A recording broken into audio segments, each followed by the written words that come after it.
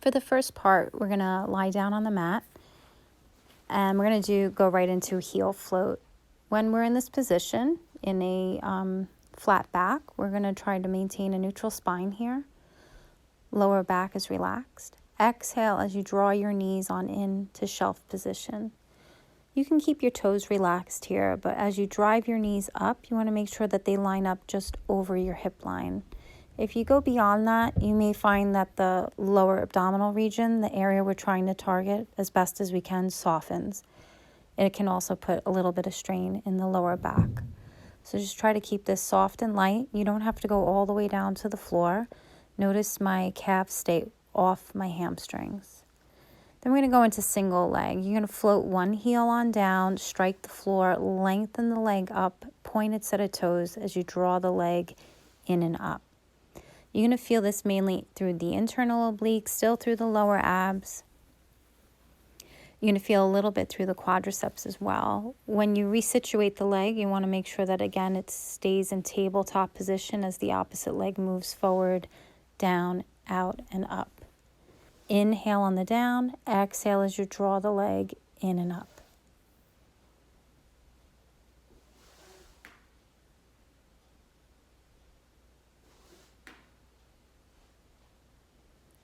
And from there, we're going to extend the left leg all the way down to the mat to prepare for single leg circles.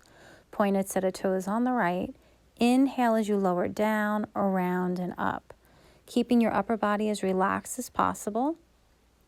You're isolating out of that hip joint. So as you point your right set of toes, you really want to feel this full leg extension out of that hip. Try to keep that left hip from rocking. So that's just an area right now that you can't see on my body, but you're trying your best to keep the left side quiet. You're going to go opposite direction. You can go from anywhere from 8 to 10 circles in either direction. Inhale down, exhale as you draw in and up.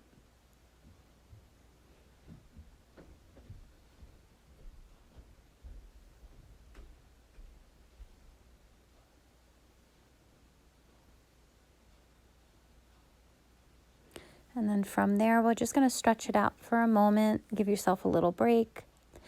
You're going to flex that same leg down or that same foot down, point, lift in and up. Some of you that come to the studio know this one is paintbrush.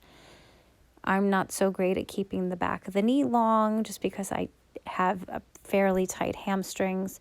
Try your best to keep that leg long so you're reaching out of that hip still. If you're not feeling this yet, you're doing it wrong. So this leg should definitely be feeling a little fatigued at this point. You're going to go halfway point with a flexed foot, and we're going to go abduction into adduction. So if it puts too much strain on that right hip, don't go too far with this. Don't go too far out and don't come across the left leg. If you feel that you can handle that and keeping your pelvic floor stable and quiet, please do so. But I just test your limits here on this one. You can bring the knee into the chest, relax for a moment, and then we're going to get ready to move to the next side. We're going to go right into single leg stretch from there. So we'll make the transition to the single leg circle to the other side. Exhale as you bring the knee in towards the chest. This one you do go beyond the hip. So you're really focusing on that flexion of the spine and of the hip. Empty out the breath. Or empty out that belly with the breath as you pull the knee in. Hold on to that left leg, stretch it on out, and get ready to go right into your circles here. Inhale as you go down, exhale around and up. Pointed set of toes once again, reaching long out of that hip. Notice that the upper body is going to want to probably shift here as your body starts to fatigue. Try your best to go to your breath to get you through the movement.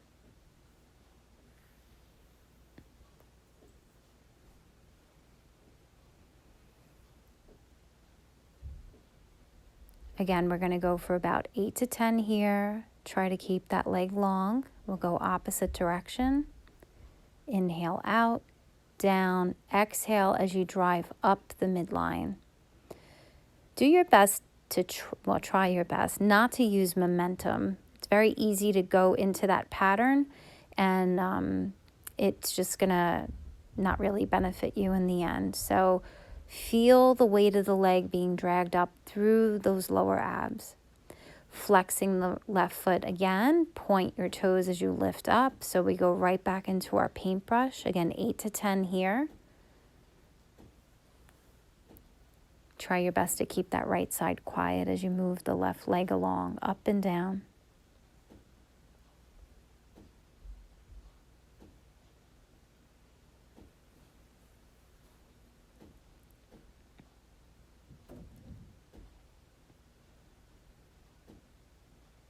And then from here, we're going to pause at the midpoint, flexing the foot, open and close, open and close.